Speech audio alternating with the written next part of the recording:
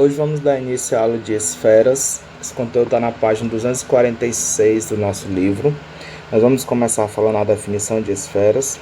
Depois vamos mostrar como funcionam algumas medidas envolvendo plano secante a uma esfera e plano tangente. Informações que vão ser importantes para a resolução de exercícios.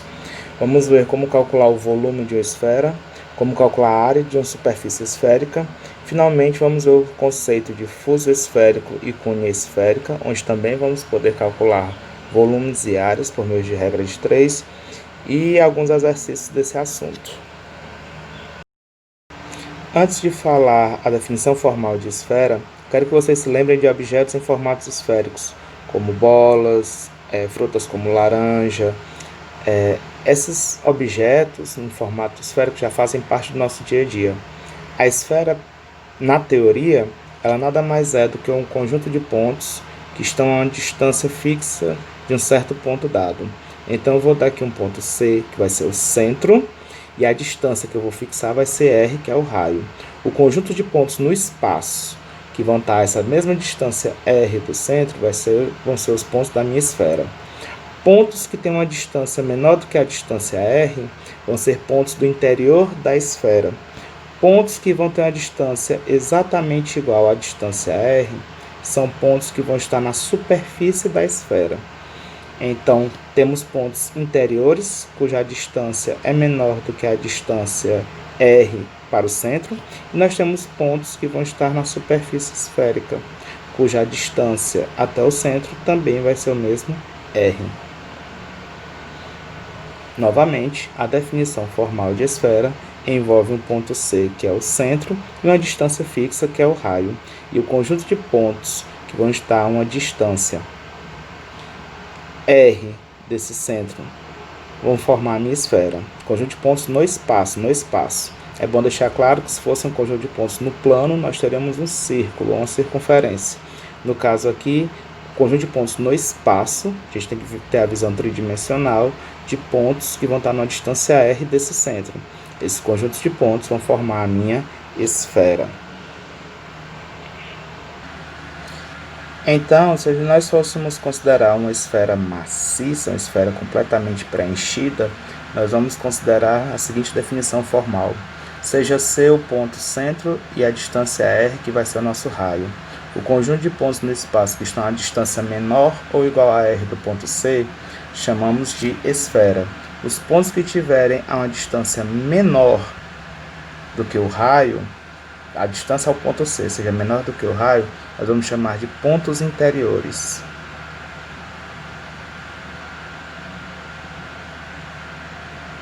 E os pontos que estão a distância igual a R do centro, nós vamos chamar de pontos da superfície esférica.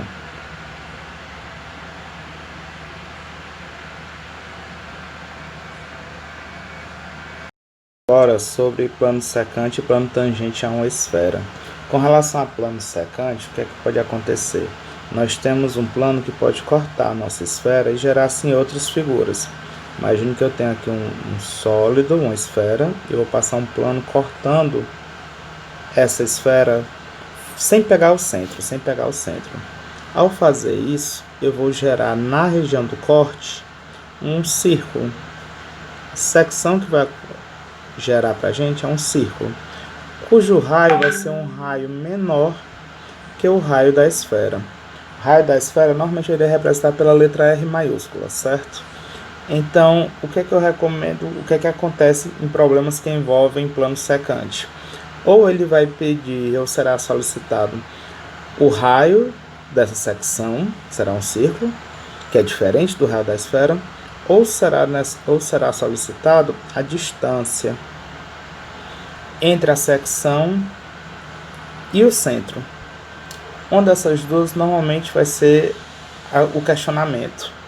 Aí você vai utilizar de uma das duas informações mais a informação do raio da esfera.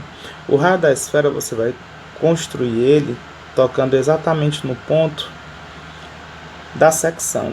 Um ponto que tanto vai pertencer ao corte, como vai pertencer à esfera. Essa distância do centro até este pontinho aqui vai ser a medida do raio.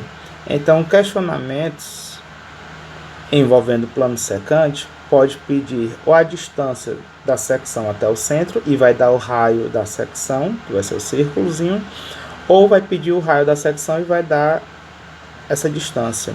Nos dois casos, você vai resolver problemas desse tipo usando o teorema de Pitágoras, onde o raio da esfera ao quadrado vai ser igual à distância da secção ao quadrado, somado com o raiozinho da secção ao quadrado. Aqui resolve boa parte dos nossos problemas envolvendo plano secante. Já com relação a plano tangente à esfera, plano tangente são planos que não vão cortar a minha esfera, eles vão tocar a minha esfera em um único ponto, sem atravessar ela. Em situações como essa, o importante a saber é o seguinte: todo plano tangente vai formar com o raio da esfera um ângulo de 90 graus. Todo plano tangente forma com o raio da esfera um ângulo de 90 graus. Isso vai ser muito útil quando formos resolver problemas onde esferas vão ser misturadas com outros sólidos, certo? Nesses problemas nós vamos dar mais atenção nesse tipo de situação. Exemplo que nós podemos fazer uma análise melhor são os exemplos da página 248. O próprio livro, na página 240, questão 26, diz o seguinte: uma esfera de centro O e raio 17 é seccionada por um plano alfa distante de 15 cm do centro. Calcule a área da secção plana determinada por alfa na esfera. Então é o seguinte: nós temos uma esfera. Essa esfera tem raio de 17 centímetros. E ele pede para calcular qual é a área da secção esférica que nós vamos obter por um plano alfa. E esse plano fica a uma distância de 15 centímetros do centro. Ele chama o centro de O nesse caso. É a distânciazinha de 15 centímetros. Bem, a ideia é a seguinte: essa secção sempre vai formar um círculo, cujo raio desse círculo vai ser menor que o raio da esfera. Esse pontinho, que é um dos pontos, que tanto vai servir para o círculo da secção como é um ponto da esfera. A distância da origem até aquele ponto vai ser a medida do raio da esfera, que nós já sabemos que é 17. Vou colocar logo o valor. 17. Ele pergunta quanto é que vale a área dessa secção. Para calcular a área, eu preciso primeiro saber quanto é que vale o raio desse círculo, da circunferência da secção. Usando o teorema de Pitágoras, nós temos 17 ao quadrado é igual a 15 ao quadrado mais R ao quadrado. 17 ao quadrado, se você fizer as continhas, vai dar 289. Isso vai ser igual a 15 ao quadrado a 225, mais o valor de R ao quadrado. 289 menos 225 vai ser o valor de R ao quadrado. Trocando os dois de lugar, R ao quadrado, invertendo o primeiro membro com o segundo membro, fica mais organizado um pouquinho assim. Eu vou ter que isso vai ser 9 menos 5, 4, 8 menos 16, 64. Então o R vai ser igual a raiz quadrada de 64, o raio vai valer 8 centímetros. Então a pergunta do item A que ele pede é quanto é que vale a área, seria π vezes esse Rzinho ao quadrado. E a pergunta do item B, ele pergunta calcule o perímetro da secção. O perímetro é a mesma coisa que o comprimento, que seria 2πr. Como R ao quadrado é 64, a resposta do item A é 64π centímetros quadrados. Vou colocar essa informação aqui mais para o lado. R vai ser igual a raiz de 64. O raio vale 8. enquanto o perímetro 2πr vai ser 2 vezes 8 é 16 pi centímetros. Eu coloquei aqui um segundo exemplo, onde eu pergunto qual é o raio de uma esfera inscrita num cubo de aresta 10 centímetros. Uma figura inscrita é uma figura dentro, então eu tenho uma esfera dentro de um cubo. Mas, gente, não é um dentro qualquer, viu? A esfera não vai ficar sambando, vai ficar batendo nas paredes do cubo, não.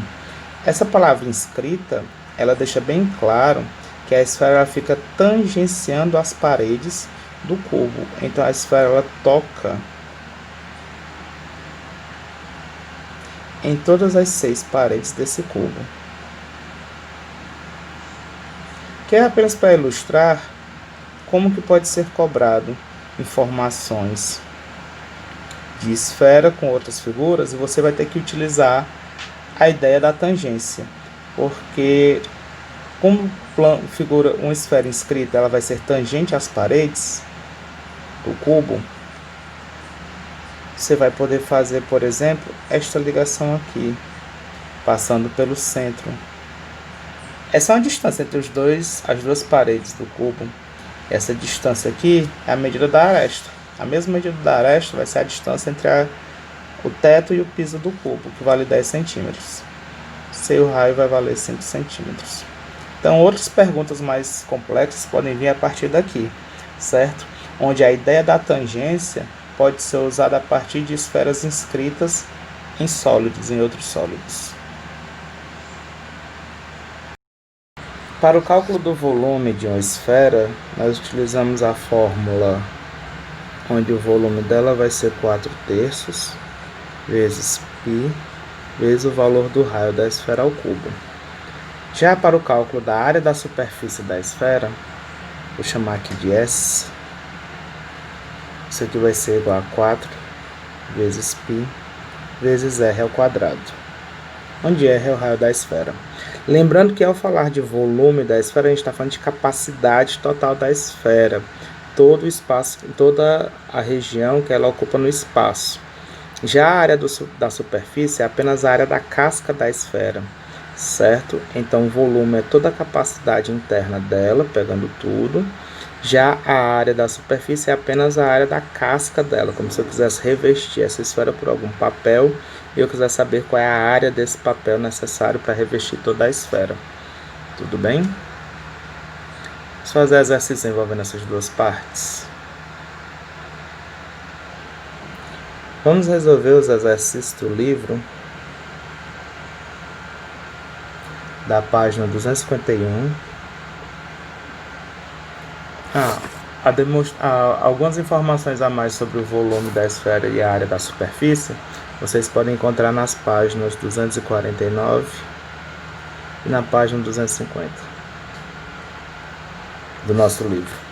Está na página 251, a questão 31, vou usar ela para exercitar um pouco essas fórmulas. A questão diz o seguinte: uma fundição transformou uma esfera maciça de ferro em 8 esferas maciças de raio 5 centímetros. Qual a medida do raio da esfera original? Então, uma esfera grande, maciça, ou seja, completamente preenchida de material, sei lá, talvez ferro, algum metal, ela vai se transformar em 8 esferas. Derrete o material, bota na forma menorzinha até obter as 8 esferas. E o raio dessas esferas vai ser de 5 centímetros.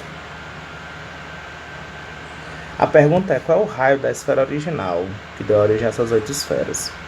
Se eu for calcular o volume de uma dessas esferas pequenas, volume da esfera pequena,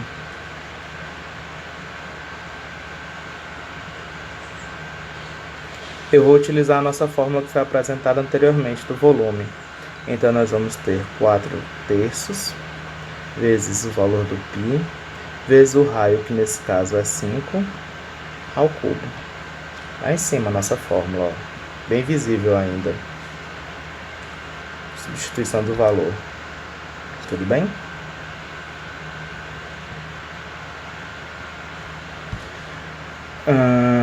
5 ao cubo, 125. 125 vezes 4, isso aqui vai dar pra gente como valor numérico, deixa eu fazer as contas, 125, 250, 500 pi sobre 3. Já que a unidade está em centímetros, isso aqui seria centímetros cúbicos. Deixa eu organizar aqui para ocupar menos espaço.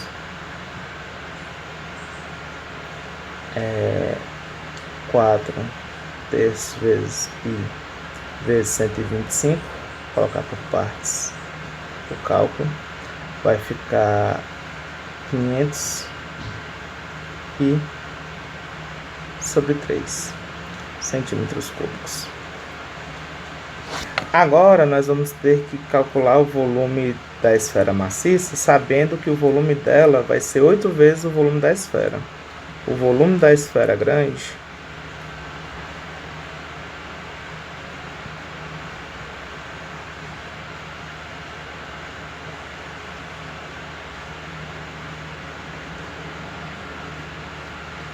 que eu vou chamar só de V a partir de agora, vai ser 8 vezes o volume da esfera que nós calculamos.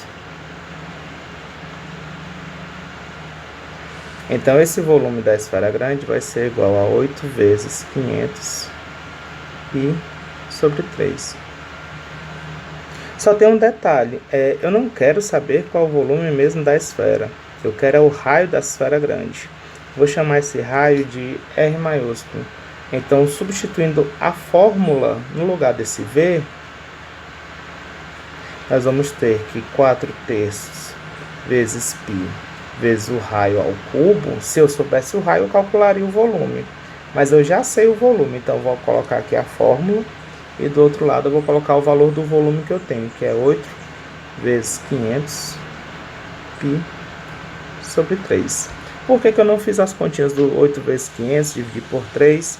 Porque eu vou aproveitar essas informações e vou simplificar com os valores que tem já na fórmula. Assim já diminui um pouco mais minhas contas. Eu já previ um pouco disso, por isso que eu sempre peço que vocês deixem para fazer o cálculo, por exemplo, da substituição do π, lá no final da questão. Às vezes ele cancela, certo? Assim como alguns outros valores. Então, o valor do raio ao cubo, ele vai ser, eu posso cancelar quem aqui dos dois lados? O π de um lado passa dividindo com o π do outro. Cancelamento também, esse 3 está dividindo, passaria para o outro lado multiplicando. E o 4 está multiplicando, passa para o outro lado dividindo com o 8. Posso simplificar esse 4 com esse 8. Então aqui os valores numéricos todos vão se resumir a 1. Foi tudo simplificado. O 3 simplifica, fica 1. O π também vai simplificar. E no 8 é o único que vai simplificar por 4. Então 8 dividido por 4, 2. Então a gente vai ter que o raio ao cubo é igual a 2 vezes 500. É 1000. Botar logo este 1000. Não sei porque eu botei assim. 1000. Pronto. Então o raio vai ser a raiz cúbica de 1000. O raio vai valer 10 centímetros. Professor, mas o volume de 8 esferas pequenas é igual ao volume de uma esfera grande, mas o raio é só o dobro. Acho que a gente tinha comentado um pouco sobre essas proporções lineares. Se a razão entre as medidas lineares for um certo valor, no caso aqui o raio é 5 e a resposta do raio deu 10, a grandona.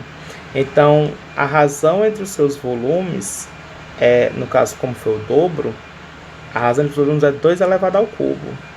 É 8 vezes maior. Então, uma esfera grandona, ela tem um volume 8 vezes maior que uma esfera pequena. Por isso que ela gerou 8 esferas menores. A gente tinha comentado um pouco sobre isso. Fica aqui mais um exercício em que mostra o que a gente tinha falado. Também vai servir para esferas, certo? Vou fazer agora a questão 32 da mesma página, 251. A questão agora vai envolver a parte de área da superfície de uma esfera. Ela diz o seguinte: a área da superfície de uma bola de basquetebol é de 576 π centímetros quadrados. E o perímetro interno do aro da cesta é de 45 π centímetros. Quanto por cento o diâmetro interno do aro é maior que o diâmetro da bola? Então nós temos o seguinte, nós temos uma bola de basquete Ô, desenho feio. Bola de basquete. Nós temos o aro, onde essa bola vai passar.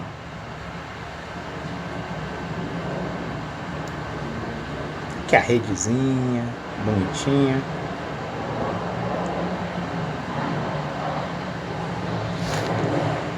Ele me dá informações sobre a superfície da esfera, que a gente sabe pelo enunciado que é 500, eu vou chamar aqui de S, isso é um S. 576 pi centímetros quadrados. Também ele vai me dar informações sobre o perímetro interno do aro. O perímetro interno seria essa parte do aro. Todo esse comprimento. O perímetro de uma circunferência seria o comprimento dela, certo? Nós já conhecemos a fórmula. Esse perímetro aí, eu vou usar a letra P mesmo, não é o correto, mas é suficiente para a gente. Letra P vai representar o perímetro desse aro, que ele me dá o valor, que é 45 pi centímetros quadrados. Aí ele pergunta quanto por cento do diâmetro interno do aro é maior que o diâmetro da bola. Então vamos calcular esses diâmetros, vamos ver a diferença e ver essa porcentagem, como é que a gente vai encontrar. Antes de tudo, vamos encontrar tanto o raio da esfera, que eu vou chamar de R maiúsculo, como vamos encontrar o raio do aro. Também é um círculo, que eu vou chamar de R minúsculo. Estranho, né? Que o outro vai ser maior do que o da esfera, mas é só para a gente se habituar a chamar sempre raio da esfera de R maiúsculo e raios de circunferências, áreas de círculos com R minúsculo, só questão de hábito mesmo. Tudo bem? Então, uma observação é que nas questões que a gente resolve envolvendo prismas, envolvendo pirâmides, envolvendo cilindros, nós temos vários valores que vão nos ajudar a resolver aquelas questões, como a altura, medida de aresta de base, medida de raio da base do cilindro, e tem a altura. No caso do cone, nós temos a geratriz. Então, são vários valores que vão interagir. Aqui no caso da esfera, a gente só está trabalhando com raio. Raio da esfera, raio de circunferência. Então, por enquanto, a gente só vai ter essa informação numérica. Com uma delas, nós encontramos as outras. Nesse caso, com o valor da superfície, nós já sabemos a fórmula dela. Fórmula da superfície, eu vou reescrever aqui, é 4 vezes π vezes o raio ao quadrado. Se eu já sei qual é o valor da superfície, eu consigo encontrar a medida do raio. Então, substituindo o valor da superfície que ele me deu no enunciado, 576 π, isso vai dar 4π vezes r ao quadrado. 4π está multiplicando, passa dividindo. 576π dividido por 4π. Isso vai ser a medida do raio ao quadrado. Simplificando π com π, agora dividindo 576 por 4, eu vou ter que o raio ao quadrado vai ser igual. Fazer essa divisão, 5 dividido por 4 dá 1. Resta 1, 17 dividido por 4 dá 4. Resta 1, 16 dividido por 4 também dá 4. 144. Opa, ficou beleza, ó. Isso aqui vai dar raiz quadrada de 144, raiz quadrada exata. Chega a dar uma alegria, não dá? Isso aqui eu já sei que a raiz é 12 centímetros. Já no caso daquele perímetro que ele me deu, nada mais é do que o comprimento da circunferência, 2πr. Eu acho estranho chamar de perímetro, não sei vocês. Me acostumei mais com o comprimento, mas tanto faz, certo? O valor do perímetro ele me deu. Aqui vai ser 45π, que vai ter que substituir, certo? O valor desse perímetro com o valor que ele me deu. Isso vai ser 2 vezes π vezes o raio. O valor do π, na verdade, a gente vai fazer o seguinte, ó. 2 vezes π já é o diâmetro. A questão fala sobre o diâmetro deles. Então, 2 vezes o raio, desculpa, eu falei π, não foi? 2 vezes o raio vai ser igual ao diâmetro. Então, o π vai passar para o outro lado dividindo. Então, o diâmetro, chamar com a letra D minúscula, vai ser 45 centímetros. Pronto, é isso que eu vou usar. É bom que não precisa nem dividir por 2. Já o raio da esfera é 12, 2 vezes o raio, que é a medida do meu diâmetro. Deixa eu ajeitar, ficou feio. Eu sei. É 24 centímetros.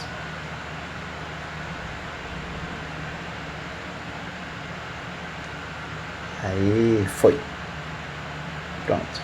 Peguei o valor do raio, multipliquei por 2, descobri o valor do diâmetro. Tudo bem até aqui? Qual é a diferença entre um e outro? Então, a diferença vai ser o 45 centímetros. Diferença é a subtração, gente. É o diâmetro do aro menos o diâmetro da esfera.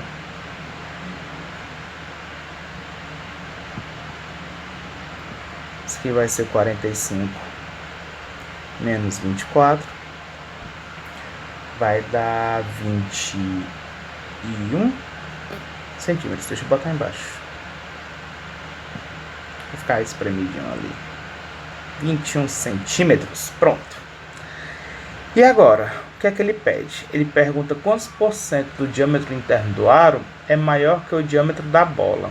Quantos por cento o diâmetro interno do aro é maior que o diâmetro da bola?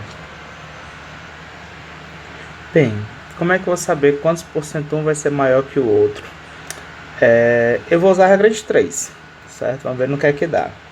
Usando a regra de 3, o diâmetro da bola, que é 24 centímetros, eu vou associar 100%. Já os 21 centímetros, que é o tanto que ele é maior, eu vou associar a x. Tudo bem? Aqui eu vou achar uma porcentagem do diâmetro do aro, que é a parte que é maior, né? No caso a diferença, do que o diâmetro da bola, e quer saber qual essa porcentagem representa do diâmetro da bola. É isso que a gente vai encontrar com esse cálculo. Fazendo aqui a multiplicação meios pelos extremos, né? Que já vai dar uma regra de 3 direta. Diretamente proporcional. Você considera como sendo uma igualdade de frações. Meios pelos extremos. Pá. Vamos obter 24x igual a 21 vezes 100%. Dá 21 vezes 100. É só acrescentar os dois zeros e bota o símbolo de porcentagem no final. O x vai ser igual a 2100 dividido por 24. Com o símbolo de porcentagem no final. Já deixei o símbolo para manter. O valor do meu x vai ser igual, fazendo essa divisãozinha, 210 dividido por 24, eu acho que dá por 8. Fazer aqui no canto. 2100 dividido por 24. Aqui vai dar por 8. 8 vezes 4, 32. Boto 2, vão 3. 8 vezes 2, 16, com mais 3, 19. Fazendo a subtração aqui, vai restar 8, aqui resta 1, baixo o 0. Acho que agora dá por 8, não dá mais não, vai ter que ser por 7. 7 vezes 4, 28, bom 2, 7 vezes 2, 14, com mais 2, 16. Fazendo a subtração aqui, vai restar 2, aqui resta 1, resta 12. Ainda tem resto 12, vai ter que botar a vírgula. Acrescenta o 0 ali e bota uma vírgula. Acho que dá por 5 agora. 5 vezes 24 dá 120. É, isso mesmo, bem direitinho. Então dá 87,5%. Pronto. Quer dizer que o aro da cesta é 87,5% maior que o raio da esfera. Então, uma questãozinha que podem exigir da gente é isso. Ao invés de dar o valor do raio e pedir a superfície, ele pode dar o valor da superfície e a gente precisar do raio da esfera. Aí é que ele fez uma firulazinha a mais para acrescentar mais conta na questão, porque se fosse só pedir o raio na superfície, ficaria muito simples, né? Questãozinha bem interessante essa. Agora sobre fuso esférico e cunha esférica. O que é isso? Nós temos aqui uma esfera, nós vamos passar dois planos pela esfera, passando pelo centro da esfera. Então imagine que eu vou pegar um plano, ele vai seccionar a minha esfera. Vou mudar aqui a cor para ficar mais interessante. Aqui eu vou passar um plano, cortando ele dessa forma. E em seguida eu vou fazer um outro corte, também passando pelo centro.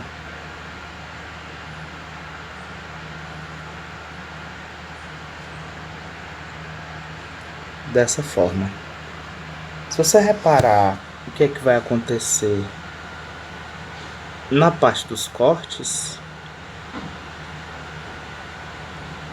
nós vamos ter aqui um corte que vai dar uma região, uma circunferência, e mais aqui passando pelo outro corte. Deixa eu mudar a cor para ficar mais interessante para ver. Aqui, pronto.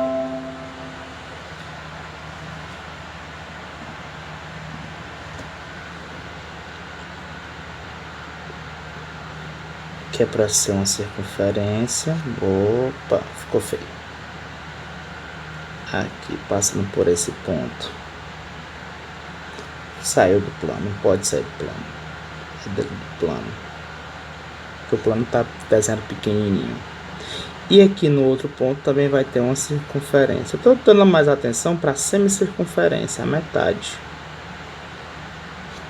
Então, se você tentar prestar atenção nessa parte que nós vamos ter aqui,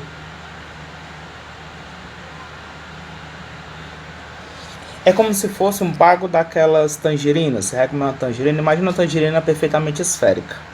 Aí você descasca ela, vai tirar só um gominho daqueles. É bago ou é gomo? Acho que é gomo, não é o nome correto. Chamei errado, desculpa. Um gominho daqueles. Então, quando você pega um gominho daqueles, você vai ter algo mais ou menos parecido com isso, certo? Aqui nós vamos ter o raio da minha esfera.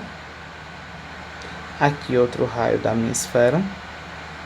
E toda essa superfície, esse sólido que vai ser gerado por meio desse corte, esse sólido aqui ele é chamado de cunha esférica. Deixa eu botar aqui a cor. Tudo isso pega na região de dentro. E essa parte todinha, todo o espaço que ele vai ocupar, ele chama de cunha esférica. Juro para vocês, eu não usava essa nomenclatura, eu vi agora no livro. Eu sempre chamei de fuso esférico, só que o livro chama de fuso só essa região aqui da casca, só essa parte aqui da superfície. Essa parte aqui, o livro chama de fuso esférico. Então, ficar atento quando ele estiver se referindo a toda a parte do volume que essa região do corte vai ocupar. Esse volume vai ser a cunha esférica. Ou você está preocupado só com a parte da superfície, com aquela região onde estava a casca da tangerina, aí seria o que ele chama de fuso esférico. O que é que você precisa saber num problema envolvendo fuso esférico e cunha esférica? Você vai depender muito... Você vai depender muito do ângulo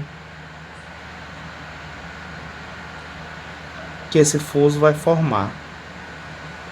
Esse ângulo alfa, ele vai me ajudar bastante em problemas envolvendo fuso esférico e cunha esférica, porque basta usar uma regra de 3. Se eu quiser o volume desse sólido, a gente vai fazer uma regra de 3 envolvendo o volume da esfera. O volume da esfera está para o volume do sólido, assim como o ângulo todinho da esfera de rotação, pensa só como se eu estivesse rodando deitadinha, certo? O ângulo todinho que a gente vai considerar aqui seria o ângulo de 360 graus. Já o ângulo do fuso, ele deve dar essa informação. Ficaria essa proporção. No caso da superfície, a superfície total da esfera está para a superfície do fuso, assim como o ângulo total da esfera está para o ângulo do fuso. Então, problemas envolvendo fuso esférico ou cunha esférica, você vai utilizar a regra de 3. Tudo bem? Um dos problemas que a gente pode resolver envolvendo esse assunto é ele pode pedir o seguinte: calcule, deixa eu escolher uma questão aqui do livro. Pronto, vamos resolver aqui a questão 41 da página 254. Questão boa, viu? Deixa eu fazer o desenho aqui, já eu volto com vocês. Espera. Gente, a questão 41 da página 254. Gente, eu levei uma surra para fazer esse desenho, viu? Esse desenho é complicado. No livro fica mais fácil de entender, mas vamos lá. Para um show de rock, foi montado um palco plano e horizontal coberto por uma estrutura em forma de fuso esférico limitado por duas semicircunferências, S1 e S2. A S1 é a que está aqui embaixo, S1, semicircunferência, e a outra S2 é essa que está aqui em cima, S2. São S. Com S1 contida no plano do palco. Dados que o raio do fuso é 20 metros, o raio do fuso é 20 metros, colocar as informações numéricas na figura, e que o seu ângulo diedro é de 120 graus, o que é esse ângulo diedro? É aquele ângulo alfa que eu falei. Então, o ângulo dele, esse ângulo aqui todinho, é 120 graus. Então, embaixo é uma semicircunferência, isso é um fuso esférico, a gente vai ter outra semicircunferência, e o ângulo entre essas duas semicircunferências, né, o ângulo que ele chama de ângulo diédrico, ângulo diedro, seria 120 graus. Aí vai item A. Em razão de dobras e sobreposições, a área da lona para a cobertura deve ser 10% a mais que a área do fuso. Qual é a área dessa lona em metros quadrados? Então, a área do fuso é como se fosse a área da superfície, só que apenas para esse fuso. Se eu tivesse a esfera completa, o cálculo da área da superfície de uma esfera é 4πr². Isso aqui está para os 360 graus, assim como a área do fuso está para 120 graus. Repara que 120 graus é 1/3 de 360. Então, a gente vai ter praticamente essa proporção. Fazendo aqui as contas, que mais uma vez é uma regra de 3 diretamente proporcional, você considera logo como sendo uma igualdade de frações, meios pelos extremos. Se quiser simplificar logo, melhor ainda. 360 simplificando por 120 fica 3 em cima e 1 embaixo. Vai ficar 3 vezes a área do fuso é igual a 4 vezes π vezes o raio que eu vou substituir agora. O raio que ele me disse é 20 metros, então fica 20 ao quadrado. Então, a área desse fuso vai ser igual a 20 ao quadrado é 400. 4 vezes π vezes 400 sobre 3. Fica meio quebradinho, vamos deixar a fração aí. A área do fuso, a área do fuso, aqui, 4 vezes 4, 16, bota os dois arinhos, π sobre 3, metros quadrados, que não é o que ele pede no item A, ele quer a área da lona que vai ser necessária para cobrir. Não vai ser exatamente a área do fuso, ele botou uma continha a mais. Ele diz que por ter que fazer dobras e algumas sobreposições, né, botar lona sobre lona, você vai precisar ao todo de 10% a mais de lona do que exatamente o valor do fuso. Então, como é que eu faço para encontrar 10% a mais? Você tem algumas formas. Uma delas seria fazer regra de 3 novamente. Então, 1.600 π está para 3, 1.600 π sobre 3 está para 100%, assim como o que você quer, que a gente vai chamar de x, está para 10%. 10% a mais. Fazendo aqui a regra de 3, você encontra quanto é o 10% a mais, que o resultado você vai ter que somar com a área do fuso. Eu fiz a continha aqui, ela é tranquila, ela não é muito difícil não. Se você fizer a simplificação, meios pelos extremos, vai ficar esse x igual a 1.600 π sobre 3 dividido por 10. Você pode cancelar esse zero com esse zero aqui, e o seu x vai dar 160π sobre 3. Isso aqui é a mais. Então, você pega esse valor e soma com a área do fuso. Então, o que você vai precisar de lona, vou chamar aqui de área da lona, vai ser a área do fuso, que é 1.600π sobre 3, somado com 160π sobre 3. Isso aqui vai dar 1.760π sobre 3 centímetros quadrados. Tem outras formas de calcular a porcentagem. Eu fiz aqui na regra de 3, que eu acredito que é a mais direta para algumas pessoas. Mas tem gente que pega só e divide por 10, já sabe que 10% é 1/10 do valor total. Tem algumas pessoas que já pegam esse valor e multiplica por 1,1 ao pegar 1.600. Se você fizer na calculadora, 1.600 π sobre 3. Vai lá para na calculadora, eu não consigo botar isso não. Esquece esse camarada por enquanto, então. Pega isso, 1.600, e multiplica por 1,1, você vai obter 1.760. Esse multiplicar por 1,1, para quem estudou porcentagem, significa um aumento de 10%. Porque o meu inteiro vale 1, e o aumento é uma soma, 10% é 0,1. Por isso que vai ser esse 1,1 aí, certo? Aí agora no final é só você jogar o π sobre 3. Então, se você já tiver mais habilidade com porcentagem, já vai logo para esse resultado. Quem não tem tanta habilidade, vai na regra de 3, certo? É mais seguro. Essa vai ser a nossa resposta do item A.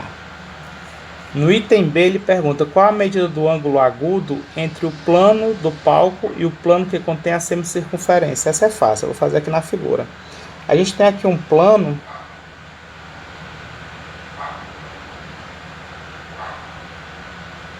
e eu quero saber qual é o ângulo agudo. Acho que a parte mais difícil desse problema é entender o que é que ele quer. Se você entender o que ele quer, vai ficar tranquilo. O ângulo agudo é o ângulo que é menor que 90 graus. É esse cara aqui. Parece que ele nem é agudo, né? Mas se aquele lá é 120, esse cara aqui é para ser menor do que 90 graus. Acho que o meu desenho não ficou tão coerente. Deixa eu ver se eu acerto, porque o desenho foi difícil, gente. O desenho foi difícil. Ah, apaguei demais.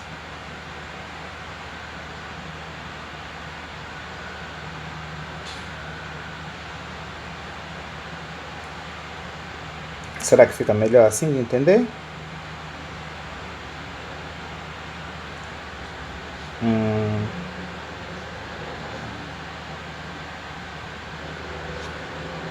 Esse ângulo aqui é 120. Eu quero o ângulo agudo, vou fazer aqui de vermelho. Seria esse ângulo bem aqui, ó. Acho que fica um pouco melhor. O ângulo do plano, se eu fosse dar essa volta aqui completa, aqui é para ser uma linha reta, aqui é para ser uma linha reta. Ah, apaguei demais. Erros de gravação que vão ficar junto aqui com o vídeo de vocês. Mais uma vez. Pronto. Esse ângulo que ele quer, só para vocês terem uma ideia, tudo isso aqui seria o ângulo de seria um ângulo de meia volta. Vou botar outra cor para não confundir. Um ângulo de meia volta. Então esse ângulo todo aqui seria 180 graus. Agora ficou fácil, né? Depois que você entende o que é que ele pede, fica tranquilo. Acho que ele faz uma firulazinha aí na pergunta, né? Qual o ângulo agudo entre o plano do palco, que seria a parte do chão, e que contém a semicircunferência S2, né? E o plano que contém a semicircunferência. Pronto. Então, ficaria mais ou menos isso aqui, a ideia. O plano do palco, essa parte aqui no chão, e até chegar na semicircunferência S2. Deixa eu apagar aqui o S2. O plano do coração, S2. Então, ficou tranquilo aí, né? 60 graus. Letra B seria 180. menos 120, 60 graus. Em conta, o item B é tranquilo, o difícil é você entender na figura, né? Você saber o que é que ele está pedindo.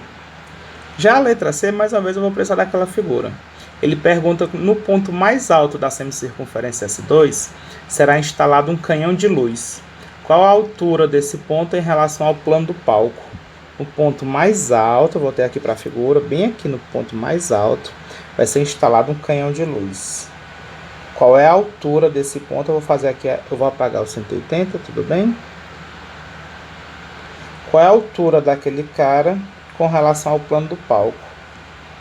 A altura, mudei aqui a cor mais uma vez, seria essa altura aqui, ó. Tá. A altura vai formar com o plano sempre um ângulo de 90 graus.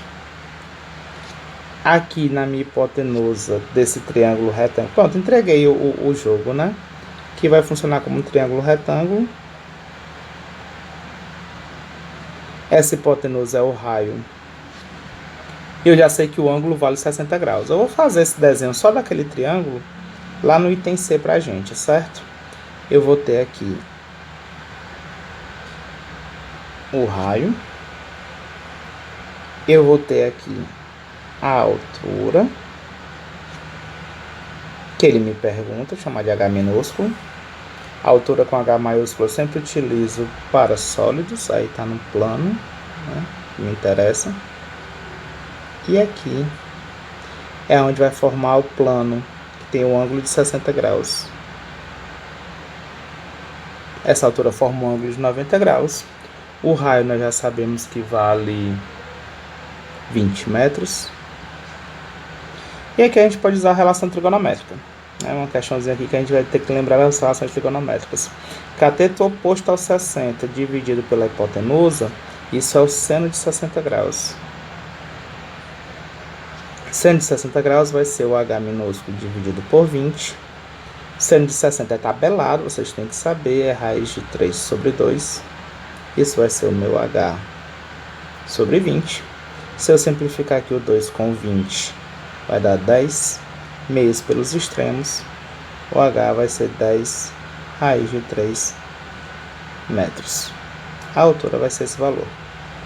Então, gente, pessoal, a gente vai encerrar a aula por aqui, tudo bem? Qualquer dúvida, a gente tira as dúvidas na sexta-feira. Sexta-feira nós vamos fazer exercícios. E como exercício de frequência, eu gostei dessa daqui, a 32. Então a questão 32 pra gente vai ser a questão para dar a frequência, tudo bem? Só essa questão tá ótima. Faça um desenhozinho, eu quero ver vocês caprichando no desenho, tá bom? Até mais, pessoal. Tchau, tchau.